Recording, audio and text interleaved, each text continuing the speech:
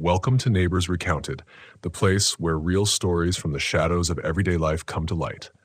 Tonight, we dive deep into the desert, where solitude turns into suspense, and the line between reality and fear blurs.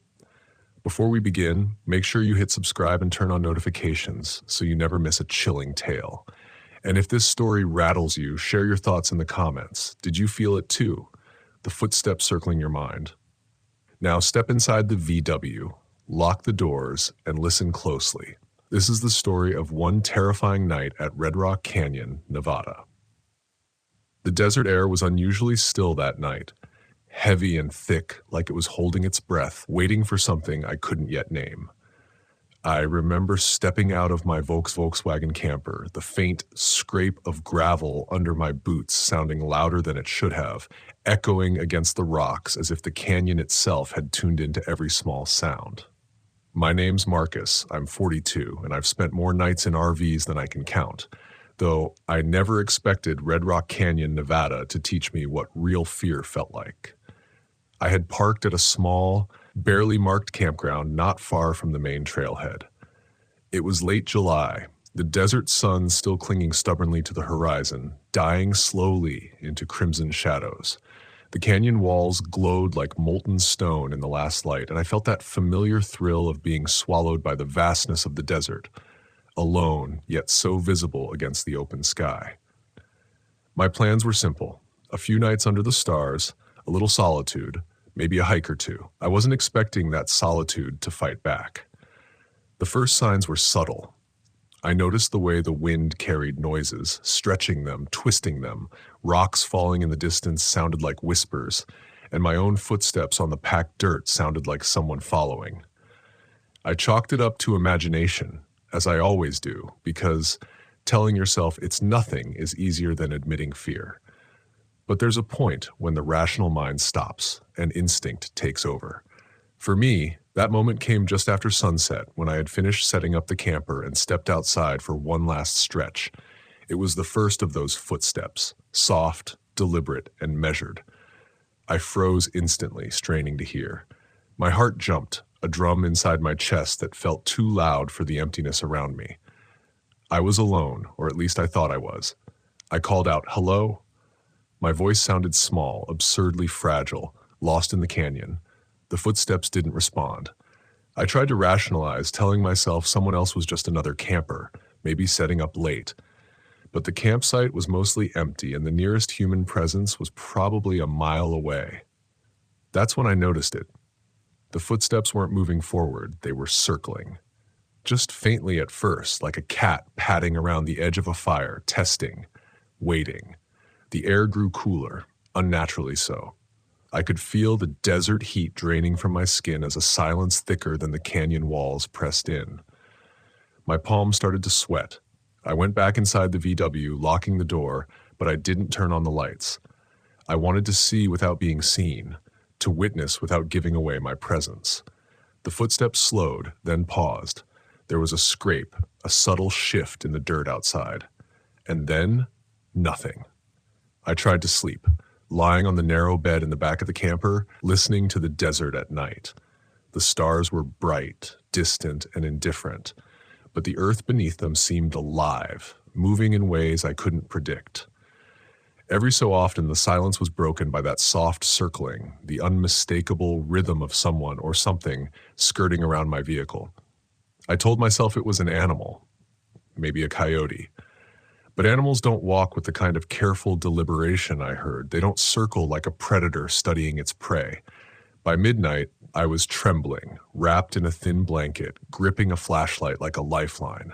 I wanted to peek out, to prove to myself that I wasn't alone, but the idea of opening that door felt like betrayal, like stepping into a trap that had been waiting all along. The circling grew more deliberate, more confident. I could hear it. The scrape of boots or claws on gravel, the faint crunch of dirt underfoot. It was close enough now that my breath caught in my throat every time it shifted around the camper. And then I heard the voice, or something that sounded like it. A whisper, impossibly faint, carried through the open window. Just a syllable. Marcus. My blood froze. I hadn't told anyone my name on this trip. I hadn't spoken it aloud tonight. I sat frozen, unable to move, the flashlight trembling in my hands. The whisper came again, this time a little louder, more insistent. Marcus. I don't know if I can describe the feeling of being hunted by a presence you cannot see. It wasn't fear in the usual sense. Fear is manageable. It has rules. This was something else, an internal panic that burrowed into your thoughts, making you doubt everything, your senses, your sanity, your own instincts. I wanted to convince myself I was imagining it, but the evidence was all around me. Footsteps circling, stopping, whispering, retreating just out of sight. I realized, in that moment, that the canyon itself had become my enemy. The rocks pressed in, shadows twisting unnaturally, carrying sounds in ways that played with my perception. I felt as though I were in a living maze, where every corner of the RV, every small space of the campground was being watched, tested. I was trapped in a bubble of paranoia that I couldn't escape. Hours passed, or maybe minutes, time lost all meaning. Every creak of the camper's frame, every gust of wind set my nerves on edge. I wanted to call for help, but cell service was non-existent. Even if I had reached someone, what could I have said? That I was being stalked by invisible footsteps at midnight in the desert? It sounded insane. And in that emptiness, in that silence that wasn't really silent, I understood. I was utterly, terrifyingly alone. The breakthrough came not with courage, but with necessity. I knew that staying hidden inside the camper was no longer an option. Whatever was outside would wait, circling, testing, probing. I had to move. Slowly, deliberately, I unlatched the door, peeking through the small window first. The desert was empty, or appeared to be.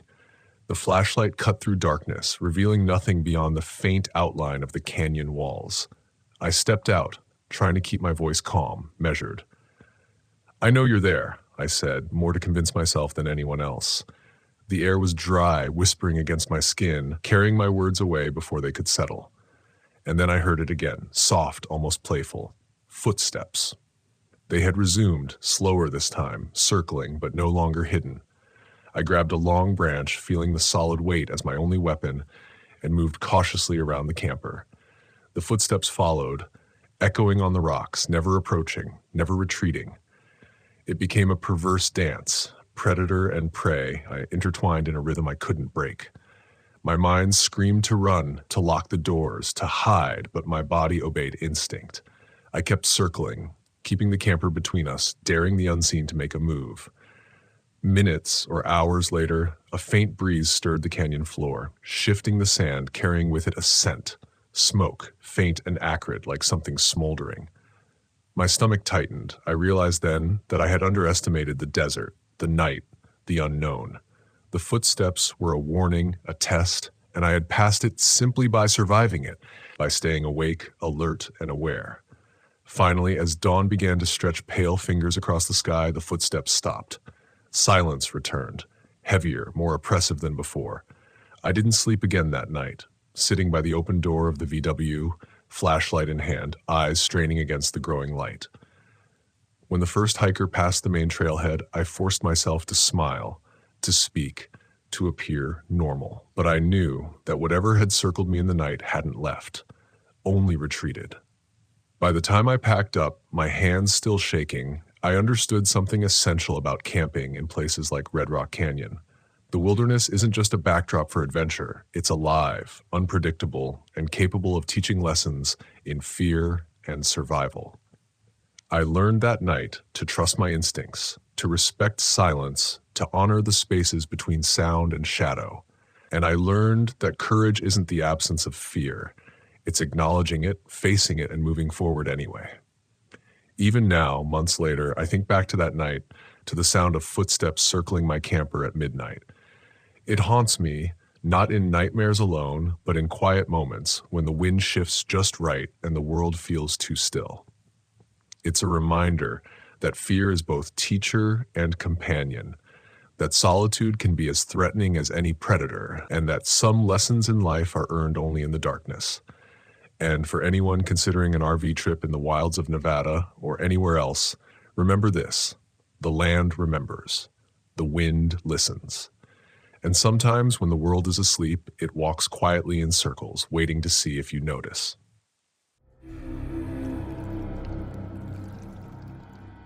I never imagined that a simple trip to Glacier National Park would leave a shadow on my mind that refused to lift. My name is Marcus, I'm 34, and for years, my partner Elise and I have chased the quiet corners of America in our battered Volkswagen camper. We've slept under countless stars, heard the wind hum through pine forests, and learned that the open road is both liberating and humbling. But what happened that September night in Montana was something entirely different, something that stretched the thin veil of safety we often take for granted when we park in the solitude of nature. We had arrived at Glacier mid-afternoon, the sky painted with those brilliant late summer blues that Montana is famous for. The park was already whispering its charm, the jagged peaks dusted with the season's first frost, sunlight sliding along glacial rivers like molten silver. Our campsite was tucked away near Avalanche Lake, off a narrow, winding road that smelled of damp earth and pine needles. Few others had claimed the area, and we liked it that way. Solitude is what we chase, not crowds. The setup of our camper was routine. Elise deftly unrolled our tent awning. I started a small fire pit, and the smell of pine smoke began to mix with the tang of the lake air. Everything seemed normal, almost painfully serene. But I remember an almost imperceptible shift in the wind that day, a sense of something slipping just beyond the edge of vision. The kind of feeling you dismiss at first because you're tired from travel, or maybe because you're not quite ready to acknowledge fear. That evening, after a modest dinner of canned beans and coffee brewed over the fire, we decided to take a short walk along the lakeshore. The sky had started to deepen into indigo, and stars began to prick through the velvet canopy above. The water of Avalanche Lake mirrored the night, black and still, broken only by the occasional ripple of a fish or an unseen breeze. That's when I first noticed the lights, small, distant, darting between the trees on the far side of the lake. At first, I tried to rationalize them, perhaps campers in the other part of the park, or hikers with headlamps making their way to a campsite, but the way they moved was wrong. They didn't follow trails. They didn't stay together. Instead, they flitted between trunks and over underbrush in ways that suggested intention, but not human logic. I froze, feeling a cold coil of apprehension tighten in my stomach. I could almost hear Elise's voice in my mind, warning me not to overthink, but the instinct to be vigilant had already taken root. "Elise, do you see that?" I whispered, pointing toward the forest. She squinted, adjusting her scarf against the chill. Maybe it's just other campers," she said, though her voice carried a thread of uncertainty that mirrored my own. I nodded, forcing a laugh that didn't quite land. But even as I spoke, my mind raced. Our VW camper sat several hundred yards back, glowing faintly in the firelight we'd left burning. It was a distance we could manage if needed, yet the thought of retreating didn't comfort me. Instead, it made my heart thrum faster. Retreat would mean leaving this stretch of forest, leaving something unknown moving behind the trees, unchallenged. We decided to return to camp. Our footsteps crunched against the frozen pine needles, echoing unnaturally in the heavy silence. The lights didn't disappear. They mirrored us, gliding between trees ahead, sometimes stopping, sometimes vanishing, only to appear again a few dozen feet further on. I kept telling myself that it was some sort of animal, perhaps a deer caught in a glint of firelight, but the rhythm didn't match natural movement. It was deliberate, almost calculated. Back at the camper, we bolted the doors, though I knew that wasn't much of a barrier. The lights came closer after a while, though I couldn't see them directly, only the movement behind the tree line, shadows elongating and shrinking as the moonlight broke through the canopy. The fear was slow, creeping like a frost spreading across the glass of a window. We didn't speak, not because we were silent by choice, but because our voices seemed too loud, too permanent, too vulnerable. Hours passed. At some point, the fire burned down to embers, leaving us in the half-light of the moon. That's when the first sound came, a repeated knocking, low and resonant, against the side of the camper. Not wind, not tree branches, something deliberate. I gripped a flashlight like a talisman, shining its beam toward the noise. The forest beyond our sight stretched into shadows, and the light barely pierced the gloom. Still, I could see something, an outline, crouched low, moving with unnatural grace between the pines. I whispered Elise's name. Her hand found mine, cold and trembling. Our eyes met, and in that silent exchange, we acknowledged the terror we were both trying to deny. It wasn't a prank, it wasn't a story, it wasn't the product of imagination alone. Something was there just beyond reach, watching, waiting, considering. The knocking resumed, faster this time, then stopped. Then the lights moved closer, suddenly stopping just beyond the tree line. I could hear the snap of small branches, the rush of wind over leaves, but there was a rhythm to it, like breathing, like patience stretched to breaking. My body tensed. Every instinct screamed to flee, but every story I had ever read about people running blindly into a forest flashed through my mind. We needed a plan. Elise squeezed my hand and I whispered a direction. We wait, we watch. We only move if we have to. Minutes, or maybe hours passed. Time had become meaningless, suspended in fear. Then a voice, low, almost a hiss, carried by the wind but distinctly human. Go, it said. Or maybe it was a warning, a suggestion, I couldn't tell. The voice seemed to come from all around us, echoing from the trunks and rocks. My stomach churned. We were outnumbered. We were exposed. Yet something inside me urged calm, urged strategy. Panic would not save us.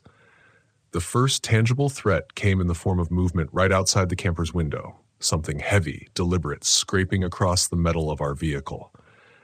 My breath hitched. The lights reflected in the windows, closer now, swaying, weaving between trees like living lanterns. Then came the growl, low and guttural, unmistakably real. My mind scrambled through possibilities. Bear, wolf, human, something else entirely. The forest had become both predator and accomplice, pressuring us from every side. Elise and I made our move simultaneously. One step forward, one pull of a hand, and we were sprinting toward the backup plan, the secondary exit in the rear of the camper. The lights darted following, but the forest seemed almost to shield us in patches, the thick pines a fragmented barrier between us and whatever pursued. Adrenaline sharpened every sense. The smell of damp earth, the crack of broken twigs underfoot, the slap of my own heartbeat against my ribs. Fear was a tangible companion, pressing at my shoulders, whispering in my ear that every step might be our last. By the time we reached the small clearing near the edge of the lake, the forest seemed to recoil slightly, as though it too were aware of what was happening. The lights did not follow into open space. They hesitated as if respecting an invisible boundary. We didn't stop running until our lungs burned, until the camper was behind us, until the immediate threat had vanished into the shadows. And yet even then, the fear lingered, rooted deep. We could not shake the sensation of being watched, of unseen eyes tracking our retreat. The lake lay calm again, reflecting moonlight that felt almost accusing, almost aware.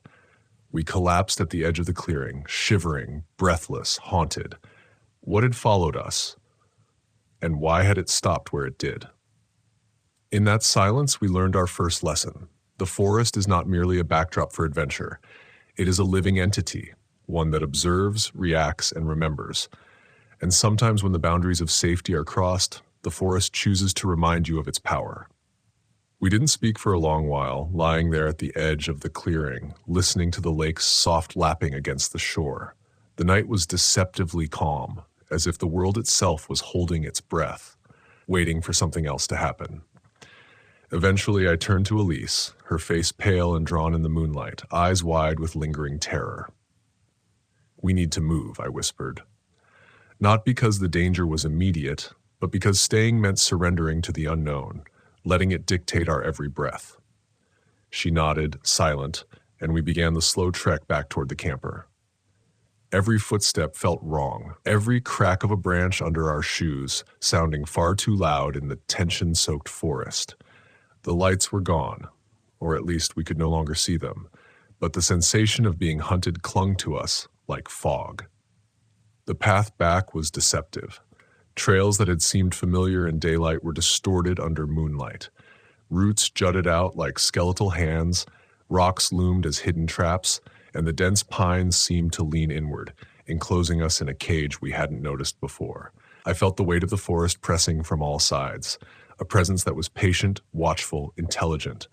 Somewhere deep in the trees, I could swear I heard movement, soft, deliberate, almost rhythmic. Reaching the camper, we immediately checked the locks. The side door had faint scratch marks, shallow but deliberate, like something had tried to pry it open without making a sound. My hands trembled as I traced the scratches.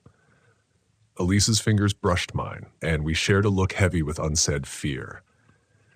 "We have to call someone," she said, her voice steady despite the quiver I heard beneath it. But our phones, reliable all summer on the road, had no signal here. Of course they didn't. Out here, in the heart of Glacier, we were alone. Completely alone. We decided to wait until first light, reasoning that whatever was out there was less likely to linger in daylight. We barricaded the camper as best we could, wedging chairs against doors, piling our gear near the windows. Every shadow became suspect. Every crack of a branch, every rustle of leaves made my stomach knot with dread. I realized almost too late that fear had become its own entity inside me, an unshakable awareness that the forest had noticed us, had marked us, and was willing to test our resolve. Sleep came in fits, broken by dreams that mimicked the night's events. In one, the lights danced just beyond our window, coalescing into human shapes that whispered secrets I could not comprehend. In another, I saw the camper suspended in darkness, floating over the lake while shadowed figures reached up, silent and patient. Each time I woke, heart hammering, I saw Elise beside me, equally restless, equally haunted. By early morning, the sky had shifted from ink to steel, clouds tinged with the promise of frost. We made a silent decision to leave the campsite, knowing that lingering only increased risk. Our Volkswagen, normally a vessel of freedom, now felt like a fragile shield against the unknown. We packed quickly, the efficiency of our hands contrasting sharply with the unease in our minds. Every step toward the vehicle felt like a gamble, every glance over our shoulders carrying the weight of unseen eyes.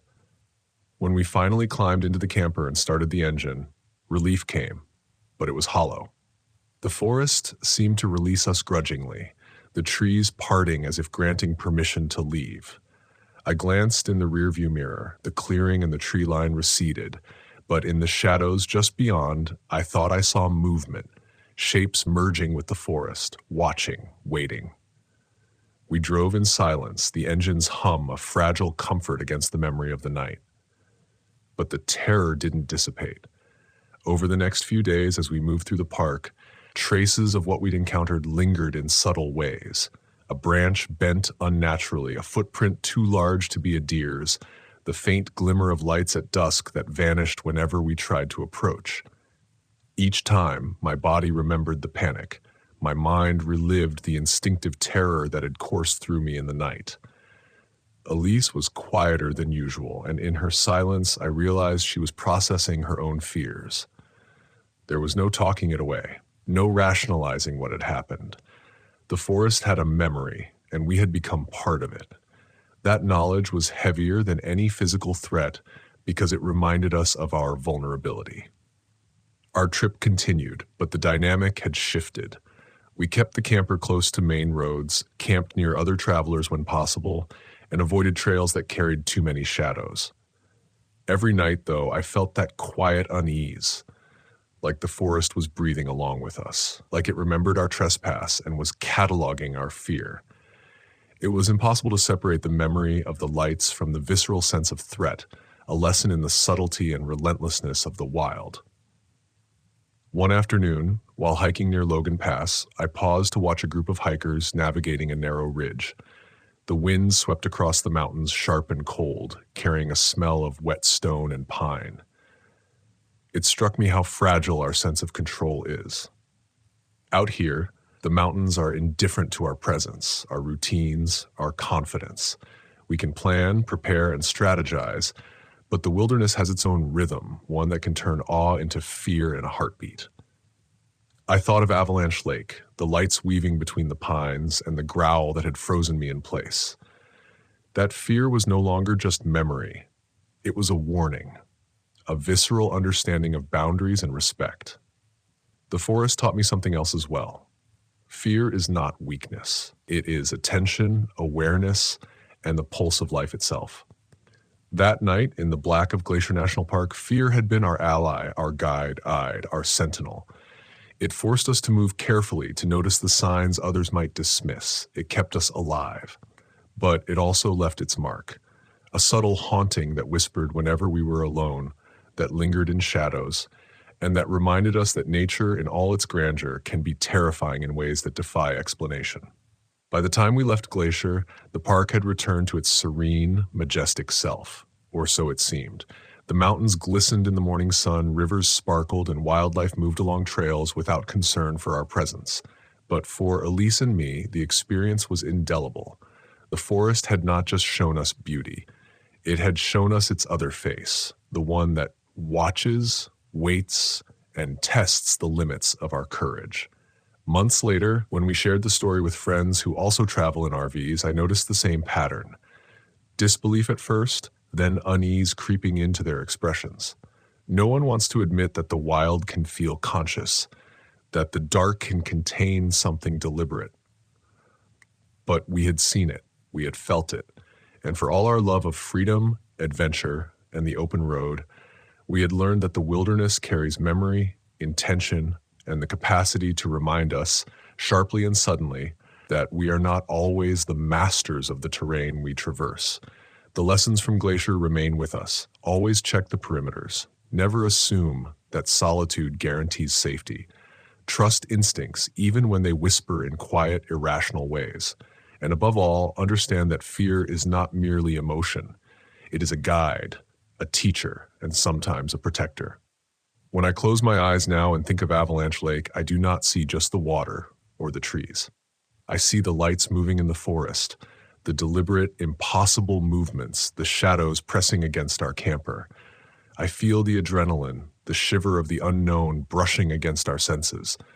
I remember that night as a lesson etched deep into memory. The wild is alive and it never forgets.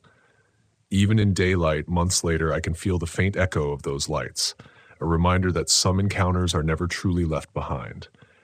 The forest waits, it remembers, and we, Marcus and Elise, will always carry that memory, both a burden and a gift, as we continue to chase the road, the sky, and the fragile, terrifying beauty of the world beyond our camper's walls.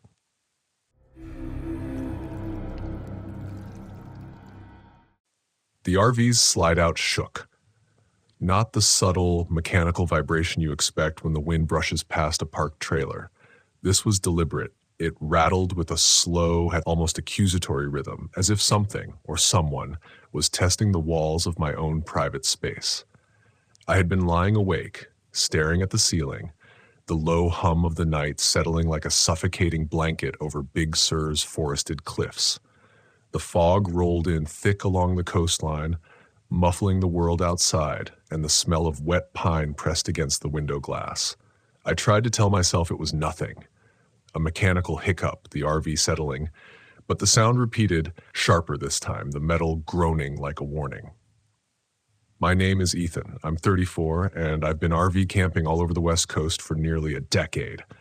I know the quirks of these machines, the way tires expand in heat, the subtle tremors of suspension.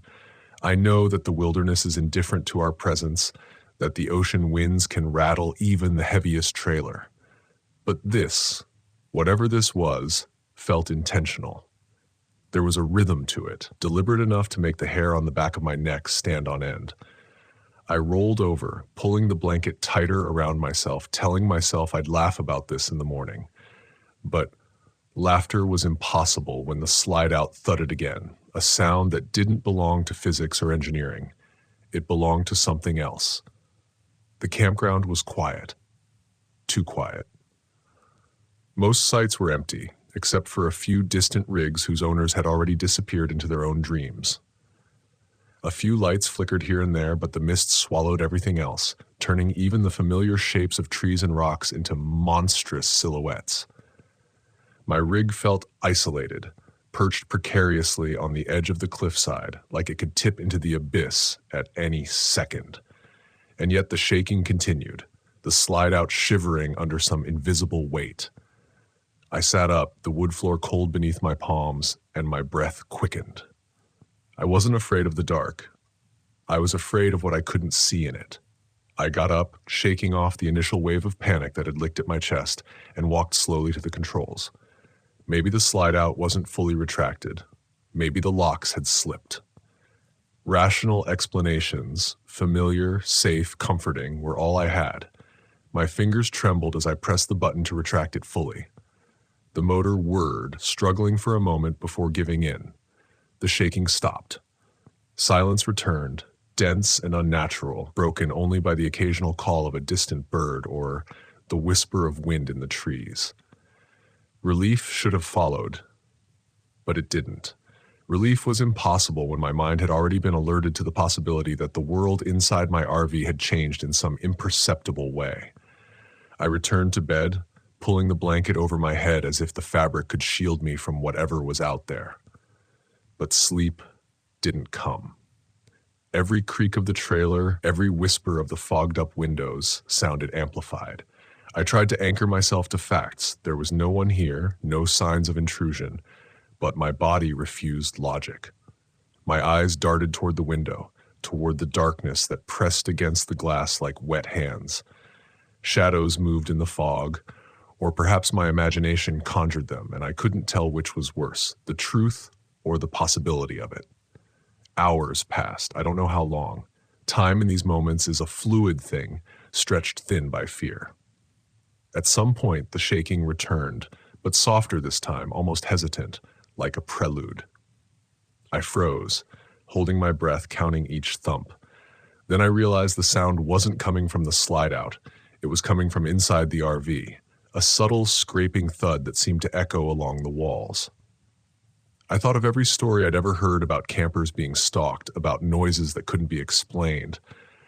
My heart pounded, every beat a hammer against my ribs, a frantic insistence that I move, that I escape, but my legs refused to respond.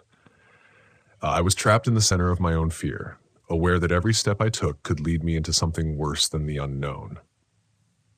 I grabbed a flashlight from the counter, the weight of it familiar in my hands, grounding me in the world of touch, sound, and light. I clicked it on, the beam slicing through the darkness, revealing the familiar contours of the RV's interior, the kitchenette, the small couch, the edge of the bed. Nothing had moved. But the scraping sound persisted, subtle, almost shy, like something testing its own presence against mine. I moved slowly toward the source, my bare feet making soft contact with the cold floor. I reached the rear corner near the storage compartment, and the sound stopped. The silence that replaced it was heavier, pressing against my ears, filling the space like water filling a vessel. Then I saw it. The slide-out. The one I had already secured hours ago. The latch hadn't budged, the motor hadn't moved, but the edge of the panel now protruded slightly, just enough for a shadow to leak out. I backed away slowly, telling myself it was a trick of the light, a shadow cast by the flashlight bouncing off the walls. But deep down, I knew the truth.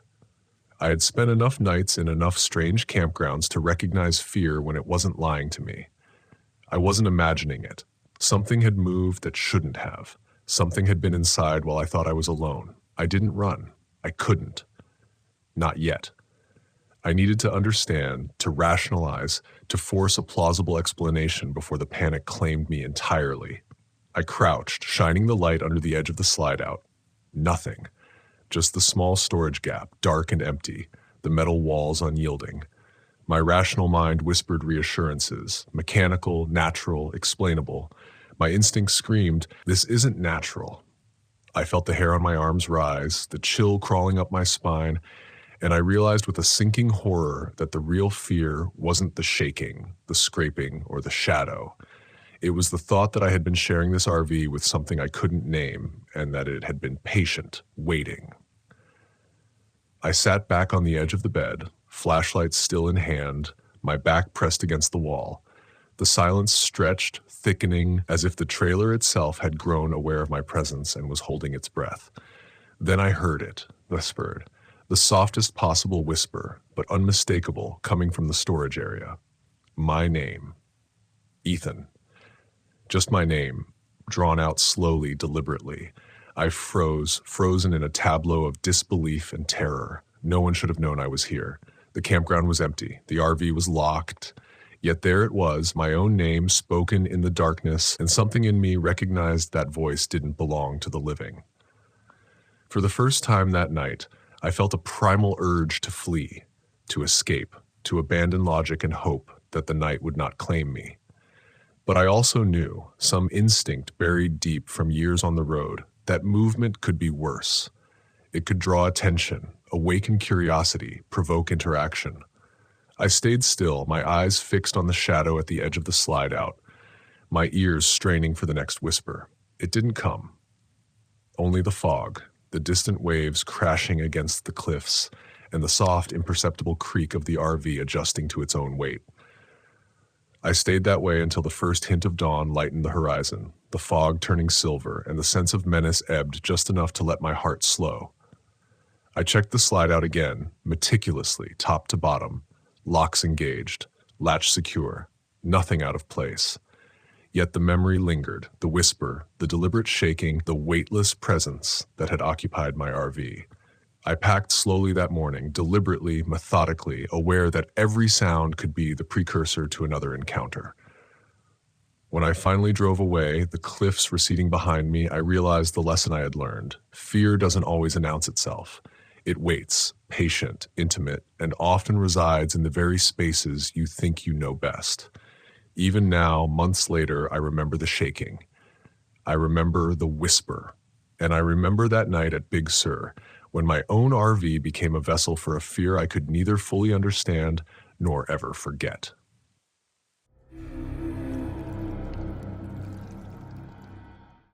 I never thought a place as peaceful as Cades Cove could feel like a trap. My name is Marcus, I'm 34, and I've been RV camping all over the Smokies for nearly a decade. I tell people I love the solitude, the quiet mornings, the way the mist hovers over the trees like it's holding its breath. But what I learned that August night is something I'll carry for the rest of my life. Something that makes every shadow feel sharper, every whisper of wind suspect. I pulled into the campground just as the sun was dipping behind the ridge, painting the valley in molten gold. My Volkswagen van was packed for a week, and the familiar weight of my gear settling around me like an old friend. The campground was empty, nearly abandoned, except for a few scattered rigs tucked among the trees. I remember thinking how lucky I was to snag one of the better spots, right near the tree line where the forest pressed close. That closeness had always been comforting. Until it wasn't. Setting up my small camp, I noticed the quiet first. Not the kind of quiet that fills you with peace, but the kind that presses against your eardrums, waiting. Even the birds seemed absent, the air thick with the smell of damp earth and the faint, sweet rot of fallen leaves. I chalked it up to the late hour. I told myself it was just Cades Cove settling into evening, that the night sounds would come, gentle and familiar. I started a small fire, the way I always did, watching sparks drift upward into the darkening sky. I sipped from a can of beer and let the hum of the van settle me. That's when I first felt it, a shift in the air, a subtle tightening at the base of my skull, as if someone had entered my peripheral vision but refused to step fully into the light. I froze, looking around the tree line, half expecting to see a fellow camper wandering too close. There was nothing, just trees and shadows. I laughed quietly, shaking my head. I've always been sensitive to the forest. I hear things most people don't, the small snap of a twig, the soft scuffle of an animal. But this wasn't a squirrel or a deer. It was deliberate. A pause, then a shift in the darkness. I told myself it was nothing, a trick of my mind, but the feeling didn't leave. It coiled around my spine and refused to release me. By the time the fire had burned down to glowing embers, the last remnants of sunlight had vanished, leaving a dim, bluish twilight that blurred the edges of the trees. I stood up, intending to stretch my legs, and that's when I noticed it. Just at the edge of the clearing, the tree line rippled. At first, I thought it was the wind. I told myself the branches were moving, that the forest itself was breathing. But my stomach dropped when the movement didn't match the rhythm of the breeze. It was fluid, intentional. I froze, every nerve screaming, but I couldn't look away. And then I saw it, a figure. I swear it was human-shaped, standing just beyond the reach of the firelight, the darkness draping over it like a cloak. I could feel its gaze, not across my eyes, but pressing directly into my chest, heavy and accusing. My heart hammered against my ribs, and my mind raced for an explanation. A camper? A hiker? But why stay there, still as a shadow, watching? The rational part of me knew I should just call out, maybe shine my flashlight, but something primal froze my tongue. The figure didn't move again, not a step. And yet I felt it shift, inch closer. Or maybe it was me, my mind tricking me as I stepped back without realizing. I could hear my own breathing, ragged, loud, filling the empty valley like an alarm. The air grew colder, even though the day had been warm, and I realized I hadn't felt the temperature drop before. That chill made every hair on my arms stand on end, and a low, unnameable dread settled into my chest. I reached for my phone, intending to call the ranger or a nearby friend, but the moment I touched it, a twig snapped from somewhere deep in the tree line. Not close, not far, somewhere exactly where that figure had been standing. My pulse spiked. I could feel my hands trembling as I gripped the phone like a lifeline. The figure didn't retreat. It didn't move closer. It just watched. My mind ran through every possible rational explanation. Maybe someone was lost, maybe it was a prankster, but every logical thought in a tide of fear. I was alone, isolated, and completely exposed. The forest around me, the same place I had loved for years, now felt like it had turned against me, the trees looming like silent sentinels holding back some unspeakable secret. I tried to shake it off, forcing myself to focus on the fire, the glowing embers, the smell of burning pine. I told myself that the figure would leave that night. Hikers always moved on, but the movement in the trees, the subtle sway, the hint of a silhouette kept me frozen. Every instinct screamed at me to retreat, to lock the van doors, to drive away, yet my curiosity anchored me in place, mingling dread with an inexplicable need to see, and then something else. A soft, deliberate step from the edge of the clearing. Not a stumble, not a random crack of a branch, but a step that matched the rhythm of a human walking silently. My throat went dry. My pulse was deafening in my ears. I couldn't see it clearly now, just a dark smear among the shadows, but I knew somebody or something was there, and it wasn't friendly. I stumbled back toward the van, heart hammering, adrenaline lacing every fiber of my body. As I reached the edge of the firelight, the figure disappeared. Not into the trees, not behind a bush, just gone. My logical mind rebelled. No human could vanish that fast. Yet the proof, or the proof of fear, was undeniable. The pressure of those eyes, the way the air had vibrated around me, the whisper of movement where there should have been none. I slammed the van door shut, locked it, and leaned against the cold metal, chest heaving, sweat chilling in the night air. I could hear nothing except the faint crackle of my dying fire and the soft, restless whisper of the wind through the treetops, but I knew it hadn't left. Whatever it was still out there, hiding, watching, waiting. And that's when panic truly hit, the kind that doesn't scream but curls around your spine and squeezes, that quiet, unyielding terror that tells you with absolute certainty that if you move the wrong way, make the wrong noise, step the wrong foot, something will notice, something will act. I fumbled for my keys, my flashlight, anything I could use. I didn't care anymore about the beauty of the cove, about solitude, about the serenity I'd come here to chase. There was only survival. My fingers shook as I clicked the flashlight on, sweeping the beam across the tree line. Empty. No figure. No sign of human presence at all. And yet my instincts screamed at me. It was still there, watching, waiting. I pressed my back against the van, feeling every shadow stretch and twist under the moonlight that had begun to spill across the clearing. Every rustle of leaves made me flinch. Every distant call of a nocturnal bird sounded too precise, too deliberate, as if it were signaling, communicating something I didn't want to understand. I couldn't stay here, but where would I go? Out into the dark, through unknown paths, with some unseen watcher between me and the safety of the main road? Or sit here, trapped in the firelight, pretending the forest was still my friend? I realized then that whatever had come out of the tree line had changed the entire landscape of my mind. Every familiar pattern of thought, every routine I had built around my camping trips felt shattered. Fear wasn't a visitor. It was the only inhabitant now, and it would not leave until I understood its rules. I had to make a decision, and it had to be immediate. I could feel the figure, the weight of unseen eyes pressing into me from the darkness just beyond the light. And I knew, as much as I feared the forest, that hesitation could be fatal.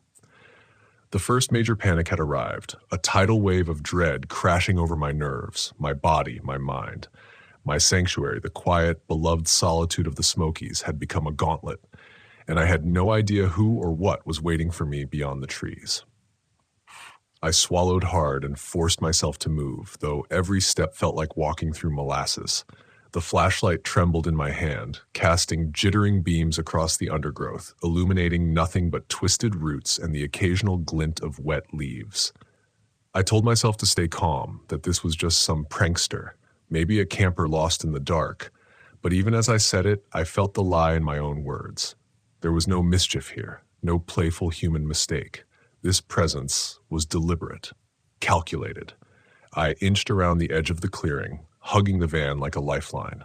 My eyes darted from shadow to shadow, scanning every shape, every movement that might betray a hidden figure. And then I heard it, a whisper, low, almost inaudible, but unmistakable. It was human, guttural, and it came from just beyond the tree line, moving parallel to me. I froze. The sound wasn't directed at me yet, not like a threat, but it was there, a soft and steady reminder that I wasn't alone. My heart pounded so violently that I could feel it in my throat. I gripped the flashlight tighter, the knuckles of my white hands turning rigid. My breaths were shallow, each one a struggle against the panic that now clawed at my chest like a living thing. I wanted to scream, to run, but my legs felt glued to the earth. I couldn't tell if freezing would save me or make me a target. My mind spun in circles, caught between fight and flight, caught between reason and instinct. Then it stepped forward. Just a small motion, a ripple of shadow among the trees. My flashlight caught the edge of its sleeve, or maybe it was the bark catching light. Either way, my stomach turned, and my body tensed as if anticipating impact. The forest seemed to lean closer, closing in, every sound amplified. The crunch of leaves under a foot, the whisper of wind against bark, the distant hoot of an owl that sounded suddenly sinister.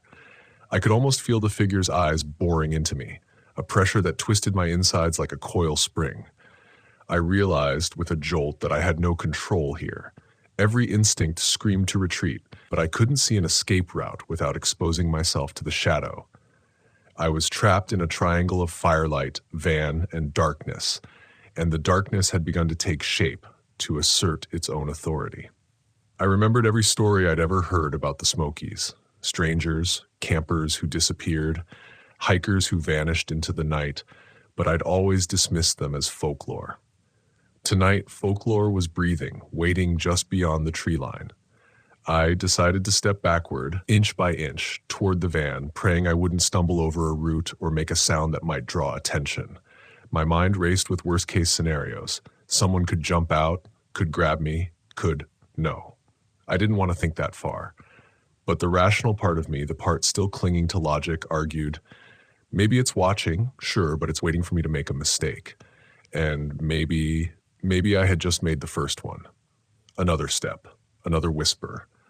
The voice was softer now, almost a sigh, as if it were speaking to the trees themselves, or murmuring in rhythm with the night. I couldn't discern words, my mind refused to let me focus, but the intent was clear. Someone was out there. someone was human. And whatever game this was, I was the prey. I reached the van and fumbled with the door, fingers slippery with sweat. The moment my hand brushed the handle, there it was again, a movement in the corner of my eye just beyond the firelight. I swung the flashlight, heart leaping into my throat, and caught it. The shadow of a person ducking behind a tree, just for a second, long enough for my mind to register the impossible speed. There was no rustling of leaves, no cracking of branches, just a ghostly disappearance that made me question my own senses. Panic surged. My body screamed for action. I wanted to slam the door, start the engine, drive into the dark, and pray I could escape. But even as I did, a deeper fear rooted me in place. If I ran blindly, I could end up in the forest, away from the road, and the figure could follow, could intercept. My rational mind knew I was in danger, yet my fear of exposure kept me trapped in the open. The forest was both enemy and accomplice, hiding the watcher, amplifying every shadow, every subtle shift in the night. I thought about calling for help again, but my phone in my pocket felt suddenly useless. The reception out here was spotty, unreliable, and I couldn't risk moving too far to find a signal. The figure could be anywhere now, weaving through the trees, following the edge of the clearing, just out of sight. Every instinct screamed that I had to move, to leave. But the moment I tried to lift myself from the van, the softest crunch echoed from the shadows. Footsteps, carefully measured, right outside the firelight. My stomach dropped. My limbs went rigid. I was caught in a standoff I couldn't negotiate, a silent duel of observation and anticipation. I could hear my own heart in the stillness, feel the sweat sliding down my back, smell the dampness of the soil mixing with the faint scent of burning pine from my dying fire. And then a sound I'll never forget. The quietest of whispers, like someone breathing words I couldn't comprehend, coming from the edge of the light. It was too deliberate, too intimate, too human. It wasn't the forest making noises now, it was a person. And whoever it was, they were studying me, watching me with patience that was terrifying in its calmness. Every rational thought fled. Logic became a memory. The world narrowed to the triangle of light, shadow, and the unbroken, suffocating presence just beyond it. I slammed the van door, locked it, and pressed my back against the cold metal, sliding down until I sat on the ground. My legs shook uncontrollably. Every sense was heightened, the distant hoot of the owl now a harbinger, the whisper of leaves like communication, the faint rustle of undergrowth that could be the figure, could be my imagination. And yet, deep down, I knew it wasn't imagination. I stayed there, huddled against the van, listening. The figure didn't reveal itself fully again, but the weight of its gaze pressed through the darkness, unrelenting. I realized with a clarity born of terror that I had stumbled into something I couldn't control, something that didn't adhere to the rules of daylight or rational thought. The forest was no longer a refuge. It was a cage. And the unseen figure, human-shaped, deliberate, patient, was the jailer. Minutes stretched like hours. I didn't know whether to call out, to confront, to flee. Every choice seemed wrong. Every hesitation seemed fatal. And through it all, the figure remained just at the edge, unseen but undeniable. A constant reminder that the night had turned against me, that solitude had become a trap, and that the line between the living and the shadows could bend in ways I had never imagined. By the time I dared to move again, my body had memorized panic. My mind had rehearsed every scenario, every escape, every misstep. I knew one thing with absolute certainty. Nothing in my experience, nothing in my years of camping had prepared me for this. The forest, the quiet, the tree line, it was all part of a game I hadn't agreed to play. And the watcher, the unseen, human-like figure, was the one writing the rules. I gripped the flashlight with both hands and considered my next move. The road was just beyond the clearing, just past the trees, but to reach it, I would have to step into the shadows, step toward the unknown, and I knew the figure would notice. That's when the panic peaked. The full weight of it, every instinct, every primal fear, every unspoken memory of being watched, hunted, exposed, crashed into me. My chest heaved, my stomach twisted, and my mind raced for answers that didn't exist. I was no longer a camper enjoying the solitude of Cades Cove. I was prey, and the forest, the very place I had loved, had become the instrument of terror. I pressed my back harder against the van, trying to slow my breathing, to make my presence as small and insignificant as possible. Every instinct screamed at me to bolt, to run into the road beyond the clearing, but I knew the moment I moved carelessly, that figure would see me. It wouldn't need to chase me. It would anticipate my steps, shadow my motion, let the darkness do the hunting for it. I could feel it, patient, calculating, a predator that existed on the edge of perception. I took a slow, deliberate breath, trying to quiet the hammering in my chest. The fire had finally died, leaving only the faint orange glow of embers swallowed quickly by the night.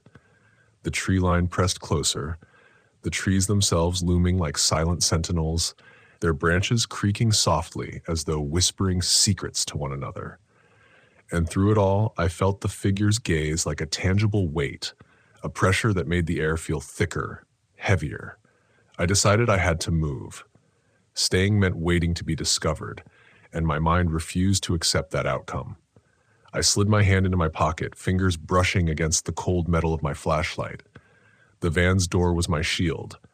The beam would be my weapon, or at least my only tool.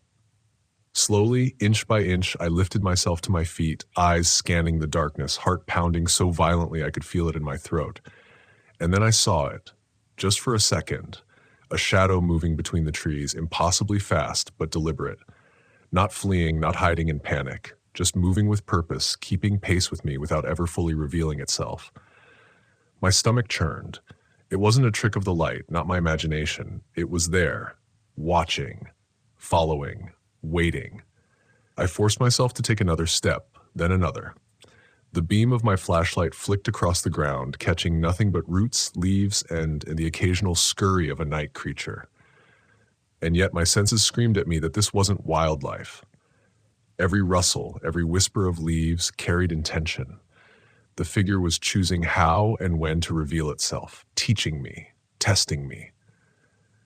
A branch cracked sharply to my left, and I jumped, my flashlight swinging wildly. The beam caught nothing, but my mind filled the gap.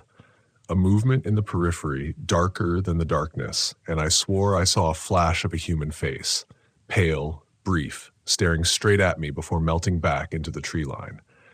My pulse skyrocketed. My legs threatened to collapse, but I forced them to move, one step, then another, clinging to the van as if it were a lifeline. I could feel the sweat sliding down my back, cold against the warm night air. Every nerve ending felt raw, alive with the tension that coiled tighter with each heartbeat. I wanted to shout, to make noise, to scare whoever or whatever was out there. But the rational part of my brain whispered that any sound would betray me, would draw it closer. I was caught between terror and strategy, the forest both ally and enemy, every shadow a potential trap. Then I felt it, a shift in the darkness, just a footstep behind me. Soft, deliberate. Not quick, not hurried, but deliberate, measured, like someone playing a game of chess where I was the only piece on the board. My breath caught in my throat. My mind raced through every scenario. Confrontation, flight, hiding. None seemed viable. Every instinct screamed that exposure would be catastrophic. And yet, standing frozen wasn't safe either. I reached the van again, fumbling for the keys. My hands were shaking so violently I dropped them once, twice. The metal clanged against the running board, and I prayed the sound hadn't carried. When I finally got the door open, I slipped inside, slammed it shut, and locked it. The van became my refuge, the thin barrier between me and whatever stalked the clearing. I sat, pressed against the seat, trying to calm my shaking. The flashlight lay across my lap, beam swinging gently over the dashboard. Every instinct told me to start the engine and drive blindly through the darkness, but a deeper part of me hesitated. The figure had vanished, or at least wasn't visible, but I knew it hadn't left. I could feel it, a presence that refused to be ignored, lurking just beyond the glass. Minutes passed, or maybe hours. It was impossible to tell. The forest around me remained silent, deceptively so, as if holding its breath. Then I heard it again, a rustle, a movement across the clearing, subtle, almost imperceptible. My stomach clenched. I wasn't imagining it. Something or someone was out there, moving with intent, tracking me through the shadows. I turned the flashlight back on, sweeping the beam across the tree line. Nothing. And yet, the unease didn't dissipate. My mind, in overdrive, filled the empty space with possibilities, each darker than the last. The figure could circle the van, could step into the shadows and wait for me to expose myself. I was trapped, confined, a lone human in a world that had shifted, where shadows were alive and the forest breathed with malice. I tried to be it was a camper, a lost hiker, a prankster seeking amusement. But deep down, I knew the truth. This wasn't ordinary. Not the timing, not the precision of movement, not the unrelenting pressure I felt from the edge of the tree line. There was intelligence here, a human-like mind orchestrating every shadow, every pause, every ripple in the darkness. I considered calling out, my voice breaking the tension like a knife. But the thought of speaking carried terror with it. Any sound might invite confrontation, provoke the figure into revealing itself. The forest had become a silent judge, and I was acutely aware that every choice carried consequences. Then a shadow shifted again, closer, deliberate, brushing the edge of the clearing. I could see nothing but the outline of a form, tall and human-shaped, moving with uncanny precision. My chest tightened, fear anchoring me to the seat. I gripped the steering wheel, knuckles white, and realized I had to make a choice. Wait and hope it left, or act and risk whatever waited in the darkness. The instinct to survive overrode everything else. I started the engine, the van roaring to life like a shout in the silent night. Headlights cut across the clearing, illuminating roots, branches, and for a heartbeat, just for a heartbeat, the figure. It froze, a dark shape against the trees, then vanished instantly, melting into shadow as if it had never been there. My stomach dropped. My pulse was a drumbeat of terror. The forest had claimed it again, erased it, leaving only the echo of fear behind. I didn't wait to see more. I shifted into gear and drove slowly toward the main road, headlights slicing through the tree line, ears straining for any sound. Every snapping branch, every rustle of leaves sent a spike of panic through me. I couldn't shake the feeling that it was following, watching, waiting for the right moment. By the time I reached the main road, the figure had not reappeared, but I knew it hadn't left. Something human-shaped, intelligent, and patient was out there, somewhere in the forest, and I would never forget the way it had observed me, tested me, and allowed panic to take root deep in my chest. I parked at a well-lit area near the ranger station, shaking, hands still trembling, mind reeling. The relief of human proximity was immediate, but the fear lingered, a shadow in the corners of my vision. Even as I told myself I was safe, part of me remained attuned to the forest, listening for movement, listening for that deliberate, human-like presence that had hunted me through the darkness. I sat there long after I should have calmed down, heart still racing, realizing that some places carried a memory, a consciousness that didn't disappear when the sun rose. Cades Cove had been a sanctuary for years, but that night it became a lesson. The forest can hide, shadows can think, and sometimes the watcher is human enough to terrify you in ways the wild never could.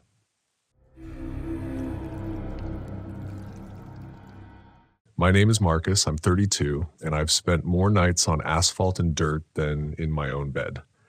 There's a rhythm to RV camping that I thought I understood. The hum of the engine, the clink of utensils against metal, the faint rustle of desert wind brushing against canvas and vinyl. But nothing had prepared me for the way the night can stretch its fingers into your mind, how it can press against your ribs and whisper until you question everything you thought you knew. It was March of 2022, early spring, when the desert is deceptive. During the day, the sun strikes the rock formations and the Joshua trees like fire, illuminating every jagged edge and casting shadows that seem to move with intention. At night, that same desert swallows sound and light, and the air becomes cold and dry. the kind that scrapes against your lungs and makes each breath feel deliberate, measured. I had arrived just as the last tourists were leaving the main campground, the lot thinning until I realized I might be the only one staying. I had chosen a remote spot near Skull Rock, the map indicating a small pullout with room for my van. The place was almost too perfect, the silence almost too complete. I set up camp, laid out my sleeping pad, and tried to distract myself with a book. But the desert has its own pulse, and even the hum of the engine, normally comforting, seemed suddenly hollow. That's when I heard it the first time, a faint whistling, carried on the wind. Not the casual whistle of someone hiking by, but a deliberate, sustained note, almost melodic, almost knowing. I stopped what I was doing. The wind shifted. The sound was gone. I laughed nervously at myself, telling myself it was the breeze moving through the skeletal branches of the Joshua trees. But there was a tightening in my chest, a prickle along my spine that told me this was no ordinary desert sound. By the time darkness fully settled, the shadows between the trees had deepened into shapes I could no longer comfortably identify. I'd made myself a simple dinner, canned chili and stale bread, and every rustle, every soft shift of sand against stone made my heart skip. I kept thinking I heard footsteps on the dirt path that led from the main road to my isolated pullout, but each time I looked, nothing was there. I told myself it was paranoia, the classic trap of being alone in the wild. Still, the whistling returned, now more insistent, seeming to circle the van like a predator measuring its prey. I wanted to convince myself to leave the door unlocked, to sit in the van with the lights dimmed, maybe even sleep without the comforting hum of the engine. But my instincts kept screaming that movement outside. Any attempt to confront this might invite whatever it was to approach. I tried reasoning. It could be coyotes, maybe a hiker who had lost their way, maybe the wind passing through a hollow rock. But no coyote whistles, no human whistles. And the wind? It doesn't circle a van with intent. Hours passed, or maybe minutes, time dissolved into that peculiar desert stillness, and the whistling grew sharper, more melodic, as if teasing me, coaxing me toward the door. My fingers shook slightly as I grabbed the flashlight, turning the beam outward, scanning the jagged shadows. Nothing. Just the trees. Just the rocks. Just the impossibly wide, empty darkness. And yet I could still hear it, the way it wound itself around my mind like smoke, curling in every corner, hiding in every hollow. Sleep was impossible. My thoughts, normally my refuge, became a prison. I imagined figures in the corners of my eyes, tall and distorted, half human, half shadow. Every time I turned my head, the whistling would pause and then resume, deliberately, mockingly, always just out of reach. I tried to convince myself to get back inside the van, to lock the doors, to turn the key in the ignition and let the hum of the engine fill the oppressive silence. But as soon as I did, it seemed to intensify, the sound traveling under the doors, around the wheels, wrapping the van in its eerie embrace. I realized then that my fear wasn't just of whoever or whatever was outside. It was the desert itself pressing against me, amplifying every heartbeat, every shallow breath, every flicker of imagination. My mind turned on itself, questioning the reality of the whistling, questioning my senses, questioning my decision to be there at all. And yet, even in this near paralysis, I knew running blindly into the dark desert wasn't an option. I had to find a way to survive the night. The hours stretched infinitely. My flashlight's batteries dimmed, the hum of the van seemed distant, and I felt the first sting of true panic when I realized the sound of the whistling now carried a rhythm I could almost anticipate. It wasn't random. It was waiting, watching, counting. My rational mind, the part of me that planned trips and checked weather reports, tried to assert itself. It whispered that if I stayed calm, if I waited until dawn, the sound would vanish like everything else in the desert. But the deeper, darker part of me knew that something was out there, testing me, probing for weakness. At some point, I made a choice I would later question for weeks. I opened the door. Not fully, just a sliver, just enough to peek out. The cold hit me instantly, dry and biting, scraping my skin like paper, and the desert was still, too still. Not a sound beyond the whistling, which had stopped, replaced by a tense, expectant silence. And then I saw it, barely discernible at first, the faint outline of movement between the Joshua trees, impossibly slow, deliberate, moving closer with each breath I took. My heart slammed against my chest. Every instinct screamed at me to retreat, to hide, to shut the door and pretend I'd never seen it. And yet I was frozen, caught between curiosity and fear, staring into the dark. The figure, or figures, never fully revealed themselves. Just hints, shapes, shadows bending against shadows, twisting in ways that no human body should. And then, almost casually, the whistling began again, low at first, then rising, now unmistakably human, yet distorted, warped by the night. It wasn't music. It was communication, and it was aimed at me. I felt an understanding, primal and terrifying, that this was not random. This was a warning. This was a challenge. I slammed the door shut and locked it, trembling, sweat mixed with the dry bite of desert dust on my skin. I kept the van running, lights dimmed, eyes darting between mirrors and windows, praying that dawn would come quickly. Hours dragged. The whistling faded but never fully disappeared. It became a background hum, a reminder that the desert does not forgive or forget. And when the first pale streaks of sunrise hit the rock formations, when the shadows shrank and the world seemed to right itself, I dared to step out, cautiously, scanning every inch of the campsite. Nothing, not a footprint, not a disturbance, just the wind, just the sun, just the silent, indifferent desert. That morning, I packed my van with a trembling hand, still feeling the echo of the whistling behind my ears, a sound that had burrowed into my bones.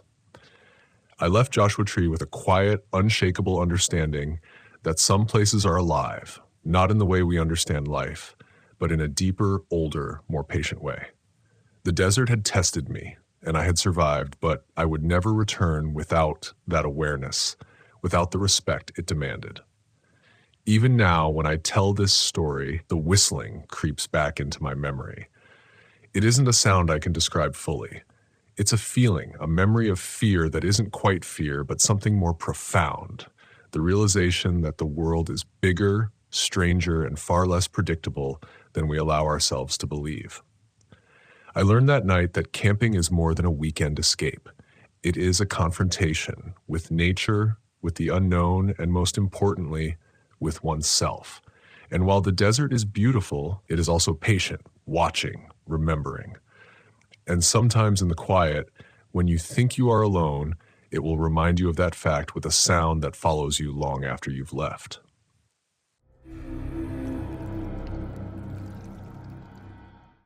I never thought a place like Yellowstone could make me feel truly alone, not just in the wilderness, but in my own skin. My name is Mark. I was 32 at the time, and I'd been RV camping across the West for years, chasing that elusive combination of freedom and solitude. Most days it was a dream. Morning coffee on a folding chair beside the RV, the soft hiss of steam from distant geysers, the smell of pine needles crushed underfoot. But that October, something in Yellowstone whispered differently. Something that I couldn't see at first, but that I felt crawling beneath the veneer of calm I always assumed the park offered. I had parked at a small, almost forgotten campground along the northern rim, where the trees clustered thickly and the usual chatter of tourists had thinned to nearly nothing. The air was crisp enough to make your lungs ache, and the shadows of the lodgepole pines stretched long across the frost-dusted ground. That night, I did what I usually did. I set up inside the RV, lit a few low lamps, and tried to read. The silence felt almost sacred. But it wasn't. Something was off, though I didn't know what yet. It began with a sound so subtle I almost convinced myself it was imagination, a soft scraping noise against the underside of the RV. I froze mid-page, listening. It stopped. My heart told me to check outside. Rational thought told me it was probably a raccoon or a stray deer. I hesitated, telling myself that the park's wildlife was harmless if you gave it space. But then it came again, a deliberate, almost measured shuffle, closer this time. Something that did not belong. I grabbed my flashlight and stepped out into the cold, letting it sweep across the empty campsites. The beam hit nothing but fallen leaves and the glint of metal from my own RV. The shadows seemed deeper here, heavier, as if the night itself were pressing down. I shook my head and laughed nervously at my own jumpiness. Maybe I was just tired. Maybe solitude had made me paranoid. I told myself to go back inside, lock the door, and sleep. But the sound didn't go away. It had only paused, waiting for me to relax. By the time midnight came, the forest had changed entirely. The wind was a mere whisper through the pines, but it carried with it an unfamiliar cadence, like footsteps that shouldn't be there. I kept my flashlight on, scanning in slow, careful circles, but the more I watched, the more I felt the shape of something human-like, just beyond reach, just out of clarity. I could almost hear it breathing with the rhythm of the trees, crouched low, patient. Fear isn't always loud. Sometimes it's the silence between noises, the way shadows pause and then shift when you blink. That's what gripped me, deep in the marrow of my bones. I had always prided myself on being rational. I told myself again and again that someone wandering near a campsite at this hour was more likely lost than dangerous. But my instincts didn't listen to rationality. I remembered the stories I'd heard from other campers, the ones they shared late at night with a laugh that didn't reach their eyes, about people who disappeared while parked in otherwise safe spots. And suddenly, the thought of someone just watching, waiting for me to notice, was unbearable. Then came the movement I couldn't rationalize. I saw it at the corner of my eye, a figure, thin, hunched, slipping between trees like it was trying not to be noticed. My chest tightened so quickly I felt like I might suffocate. I turned the flashlight sharply in its direction, and it vanished as though it had never existed. I wanted to call out to demand whoever, or whatever it was, show itself. But my voice caught in my throat. Every instinct screamed to retreat inside, lock the doors, and pretend I didn't see it. But pretending wouldn't stop it from being there. I spent what felt like hours lying awake, straining to hear any sound. My mind tried to fill in the gaps with reason, but the forest refused to cooperate. Each rustle, each distant snap of a branch sounded deliberate. Each time I thought I heard footsteps on the gravel of the campsite, I froze. I felt observed, studied, as though my very movements were being catalogued. Fear had become a physical weight pressing against my ribs, and I couldn't shake the sense that leaving the lights on or stepping outside was just an invitation to a predator who had already learned the rules. Somewhere in the darkness, I imagined eyes watching. Not animal eyes, not reflective and instinctive, human-like, intentional. That thought made my stomach twist, made the cold sweat stick to my back. I wanted to convince myself I was imagining things, that the night was playing tricks. But I knew better. My mind doesn't always lie to me when fear takes root. I realized then that the first step of real terror isn't a scream or a shadow. It's certainty. The certainty that someone is there and you can't make them leave. I can't explain why I didn't leave. Part of me wanted to run into the night, to break free from whatever unseen watcher had taken an interest in me. Another part, a more foolish, stubborn part, was determined not to let fear win. I stayed put, clinging to the safety of my RV walls, listening, imagining, fearing. I had packed a small knife for emergencies, a flashlight, and my wits.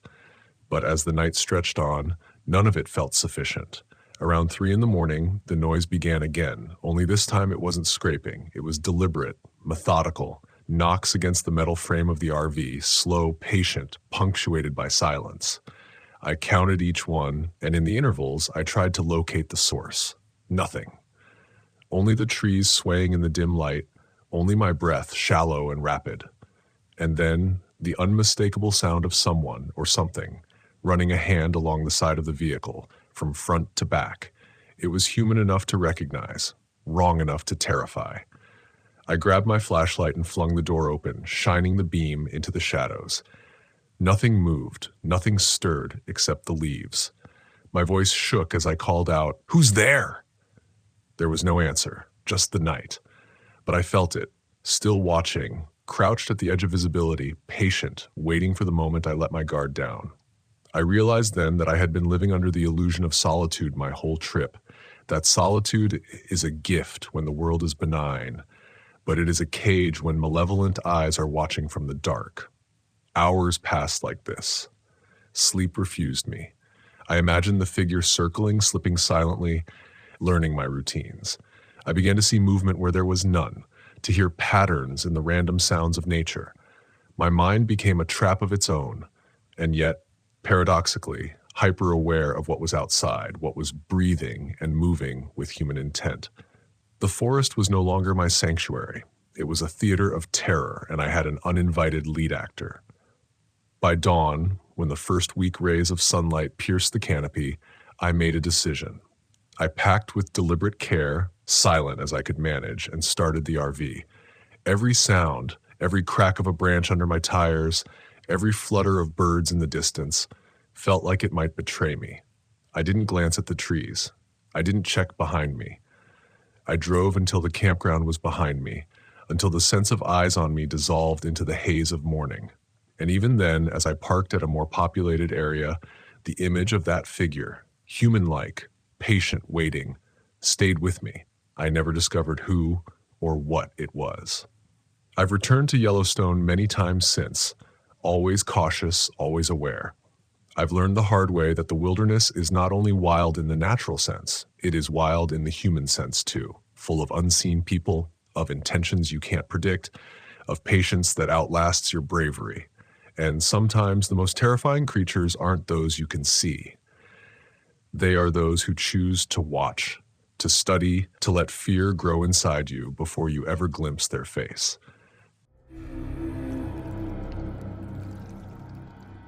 I remember the first time I realized that the forest could feel alive in a way that wasn't comforting.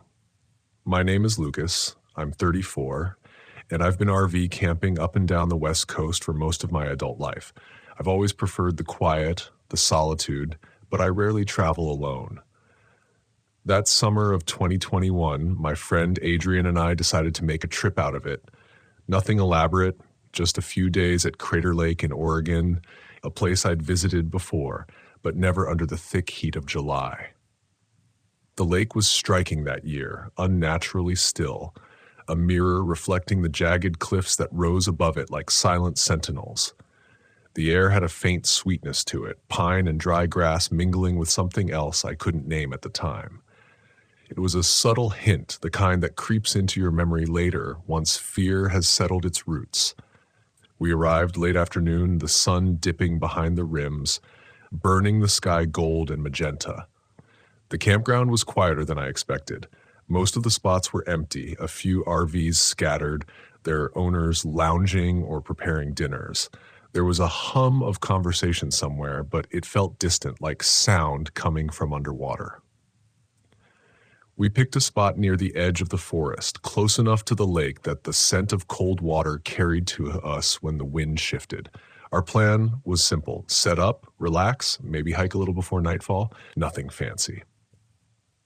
By the time we were done with the RV, I noticed a neighbor across the small gravel clearing. He was in his mid-40s, wearing a baseball cap low over his eyes, sitting on a folding chair and staring into the trees. At first glance, he seemed harmless. I nodded politely as we unpacked. He nodded back, a brief, almost robotic gesture. There was something faintly off about it, but I dismissed it. He didn't speak to anyone else, just watched. I remember Adrian whispering, jokingly, that he looked like he was guarding something, and I laughed along, though I couldn't shake the vague unease curling in my stomach. The evening passed in the usual way, a warm meal cooked over our RV stove, a short walk down to the water's edge. The lake was mesmerizing. I could hear the faint lap of water against the rocks, the occasional bird cry echoing from the cliffs above. Adrian was telling a story about a camping trip gone wrong in Yosemite, his voice full of humor, but my mind kept drifting. The neighbor's presence lingered, the way he shifted in his chair whenever we glanced toward him, always seeming to stare just beyond us. There was no immediate threat, but something about that stillness pressed down on me, subtle, almost imperceptible. Night came quickly. We had only a few lanterns, and the shadows they cast seemed eager to stretch themselves along the forest floor. The trees, dense and heavy, swayed faintly in the warm breeze, branches scraping against one another like fingernails over skin. I found it impossible to sleep at first, my thoughts drawn to the neighbor. Every so often, I'd glance through the RV window, expecting him to have vanished, but he was always there, still staring, still impossibly silent. Adrian tried to tease me out of it, insisting I was imagining things, but I could feel the tension building, knotting around my chest. Around midnight, I woke to a faint rustle outside. Not the usual night sounds, the distant call of an owl or the shuffle of leaves, but deliberate, like someone stepping carefully through dry pine needles. I nudged Adrian awake. "Did you hear that?" I whispered. He grumbled, reaching for his phone, muttering about raccoons or deer, but the sound didn't stop. In fact, it seemed to move, circling our RV slowly, deliberately. I pressed my forehead against the window, straining to see in the dim light cast by the small lamps. And then I saw him, the neighbor, standing at the edge of the forest, motionless, watching us. Only now he was closer, much closer. Adrian froze beside me. That's not possible," he said quietly. His voice trembled just slightly, though he was trying not to let it show. I didn't answer. My stomach dropped as I realized the rustling was accompanied by something else. A soft, almost imperceptible scraping against the side of our RV. Whoever or whatever was out there wasn't making normal movements. It was slow, deliberate, probing, like someone trying to see if we were awake. I grabbed the flashlight from the counter and shone it toward the edge of the trees. For a moment, there was nothing. Then I caught a glimpse of him, or something shaped like him, ducking between the pines. I could see the outline of the cap, the angle of the head, and the way he moved. Not quite human, not entirely natural. My mind raced. I wanted to call out, to ask what he was doing, to break the tension with sound. But the thought of making any noise felt dangerous, like the wrong word could trigger something I wasn't prepared for. We stayed that way for what felt like hours, listening to the subtle shifts in the night around us. The scraping returned, softer this time, coming from a different angle. I swear I could hear a breath, shallow, uneven, almost synchronized with mine. It wasn't until the faint light of dawn began to push through the trees that I finally felt able to move. Adrian and I crept outside, hearts hammering, scanning the clearing. The neighbor was gone. Not a chair overturned, not a trace of him.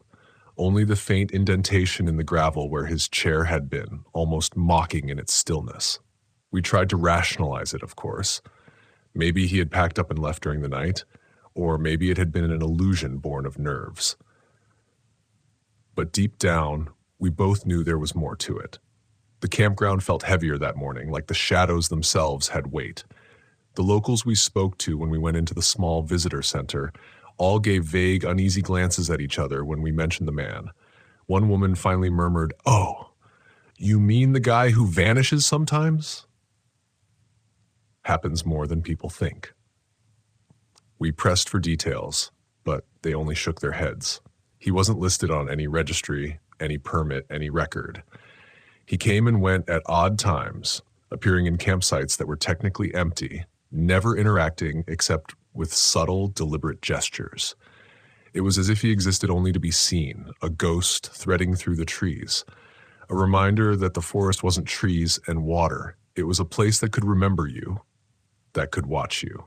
That night, I hardly slept. Every noise, the wind brushing against the RV, the distant splash of the lake, the creak of our own door, felt magnified, deliberate. I found myself sitting at the window, flashlight in hand, staring at the edge of the forest. And then, briefly, I thought I saw him again.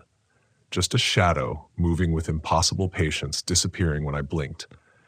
Adrian refused to admit it, but I could see the tension in his jaw, the way he flinched at every rustle.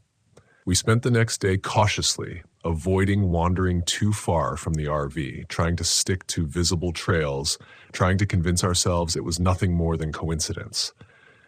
But every time we turned a corner or glanced over a ridge, there was that same prickle at the back of our necks. a feeling that we were being cataloged, assessed, noted, and perhaps even judged by something we could neither name nor confront directly. It wasn't until our last night that the full weight of it hit me. We had gone to bed early, exhausted from hiking and the tension that had built steadily over the past 2 days. I drifted into a light sleep, the kind where your mind lingers between dreams and reality. And then I heard it. A soft knock at the RV door, 3 distinct taps, deliberate enough to pierce through any rational explanation. My heart slammed.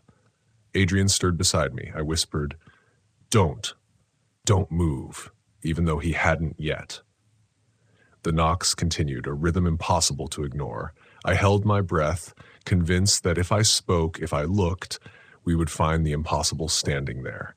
When we finally dared to open the door, there was nothing. No one. Just the faint indentation of a boot in the dirt, barely visible in the dim light, and the forest pressing in around us like it had a pulse of its own. It wasn't until we left Crater Lake that I understood the lesson embedded in that fear. The forest, the quiet neighbors, the unseen observer, they weren't just threats. They were reminders. They were warnings to respect your instincts, to pay attention to the subtle cues, to understand that not every danger is immediate, and not every horror announces itself with a scream. Some horrors exist in the slow, deliberate erosion of certainty, in the quiet proof that the world contains things you cannot control, cannot explain, cannot outrun. Adrian and I never saw the neighbor again, though the memory of him, the slow patience, the silent observation, the unnamable presence, lingered long after we returned to our normal lives. Every time I camp now, every time I hear a soft scrape against the RV or a shadow shift in the corner of my vision, I remember that man. Not as a specter to fear in a fantastical sense, but as a teacher of vigilance, of awareness, of the thin line between comfort and dread in the wilderness. Even today, months later, I replay that week in my mind in minute detail.